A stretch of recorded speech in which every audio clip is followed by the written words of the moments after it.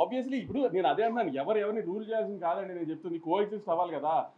మీరు రివ్యూలు రాయడం మీ రెస్పాన్సిబిలిటీ. ఇప్పుడు నేను సినిమా రిలీజ్ ముందే దీంట్లో లాజిక్లు కథ ఉండదు అని చెప్పాను. నేను లాజిక్లు కథ లేని సినిమాలకి నేను సినిమా తీస్తున్నాను అని చెప్పినప్పుడు, ఒక మ్యాడ్ క్యాప్ ఎంటర్టైనర్ తీస్తున్నాను అని చెప్పినప్పుడు అది రివ్యూవర్కి నచ్చుతుందని నేనేం అనుకోవాలా.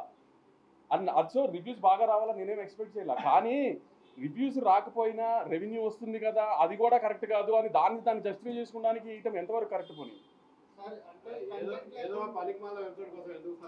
పనికిమాల వెబ్సైట్ గురించి కాదు,